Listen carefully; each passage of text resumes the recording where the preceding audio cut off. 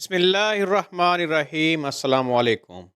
एक दफ़ा का ज़िक्र है कि खरासान का एक मशहूर फ़कीह बगदाद आया तो खलीफा हारून और रशीद को भी इससे मुलाकात का शौक़ पैदा हुआ। तो उसने उसे दरबार में बुलाया, गर्म जोशी से उसका खैर मुकद्दम किया और बड़ी कद्र मंज़लत के साथ अपने पास बिठाया।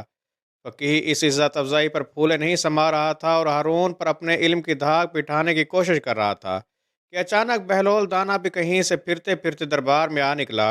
बहलोल ने सलाम किया तो हारून ने बहलोल को बैठने के लिए कहा। तो फ़कीह ने बहलोल का मामूली लिबास, बोसीदा गोदड़ी और धूल में अटी हुई जूतियां देखी तो कदरे हैरत से खलीफा हारून और रशीद से बोला कि आप बहुत मेहरबान है कि मामूली लोगों को भी अपने दरबार में जगह देते हैं। तो बहलोल दाना अपनी जगह से उठे और अपना असा ज़मीन पर मारते हुए इस फ़कीह के करीब पहुंचे और बोले, किबला गुस्ताखी माफ़, आप अपने नाक़िस इल्म पर क्यों इस कदर मगरूर हैं? आप मेरी ज़ाहिरी हालत का ख्याल ना कीजिए और मेरे साथ इल्मी मुबाहसा करने के लिए तैयार हो जाएं, ताकि आपको पता चले कि आप कुछ भी नहीं जानते। तो फ़कीह ने गलत अंदाज से हज़रत बहलोल की तरफ देखा और बोला कि मैंने सुना है कि तू पागल है और मैं पागलों से बहस मुबाहसा नहीं करता। तो बहलोल दाना ने मज़े से कहा, मैंने कब कहा है कि मैं पागल नहीं हूँ? मैं तो अपने पागलपन का खुद इकरार करता हूँ, मगर आप हैं कि आपको अपनी कम इल्मी का कुछ पता नहीं। तो हारून ने कौन आलूद नज़रों से बहलोल की तरफ देखा और बोला, बहलोल खामोश रहो, तुम्हें मालूम नहीं कि ये खरासान के नामवर फ़कीह हैं?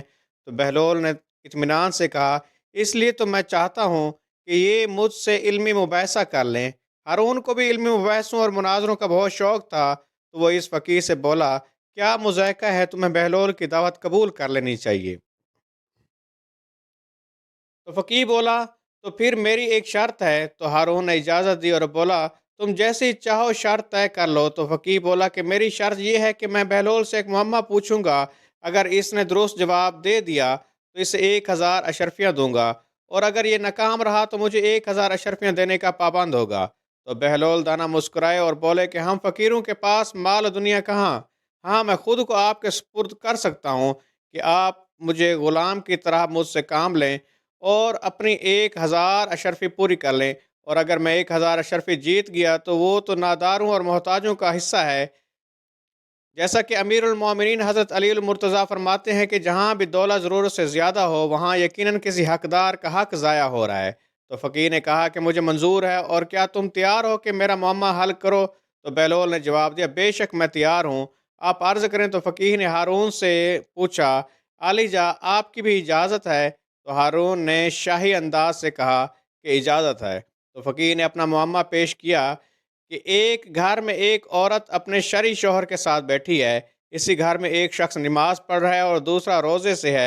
अचानक दरवाजे पर दस्तक हुई और एक ऐसा शख्स अंदर दाखिल हुआ कि जिसके आ जाने से शौहर और बीवी एक दूसरे पर हराम हो गए। नमाज पढ़ने वालों की नमाज बातिल हो गई और रोज़ेदार का रोज़ा भी बातिल हो गया। तो क्या तुम बता सकते हो कि बाहर से आने वाला शख्स कौन है?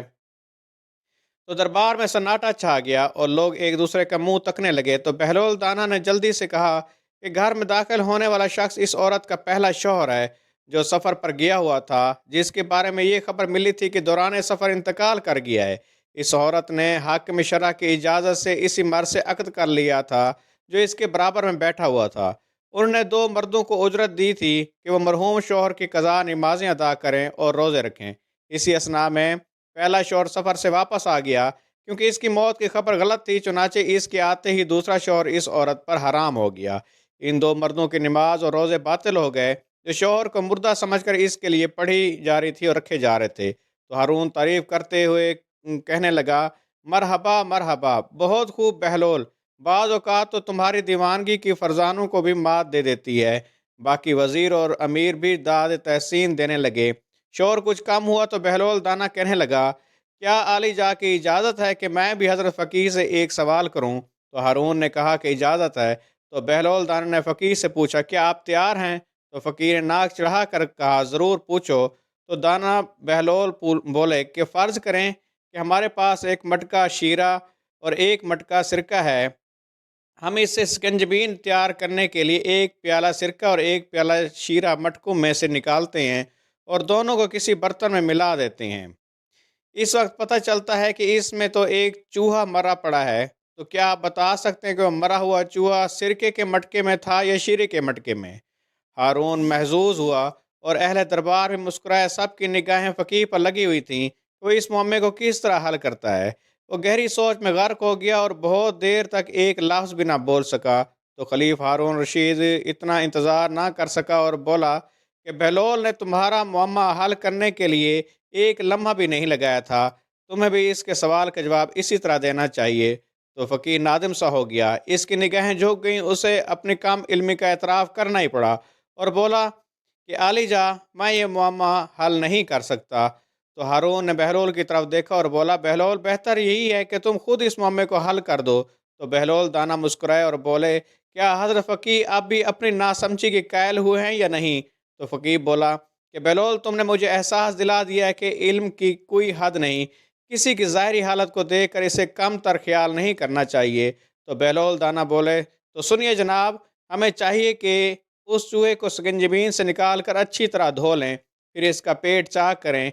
अगर इसके पेट में सिरका हुआ तो समझें कि वो सिरके के मटके में था, और अगर शीरा हुआ तो फिर इसने शीरे में डुबकी लगाकर जान दी है। लिहाजा जो कुछ भी उसके पेट में हुआ, उस शय के मटके को ज़ाय कर देना चाहिए। तो अहले दरबार अश अश कर उठे। हारून भी बहुत महजूज हुआ। इसने बहलोल को आफरीन कहा। फ़कीर ने सर झुकाया और 1000 अशरफी इसके सामने ढेर कर दी। तो बहलोल दाना ने तमाम अशरफियाँ समेट कर अपनी झोली में डाली और महल से बाहर निकलते ही ज़रूरतमंदों में बांटने लगे। जब वो अपने बसेरे पर पहुँचे तो इनकी झोली खाली थी। नादरीन, अगर आपको हमारी आज की कहानी पसंद आई हो तो हमारे चैनल को ज़रूर सब्सक्राइब कीजिएगा। लाइक, कमेंट और शेयर करना मत भूलिएगा।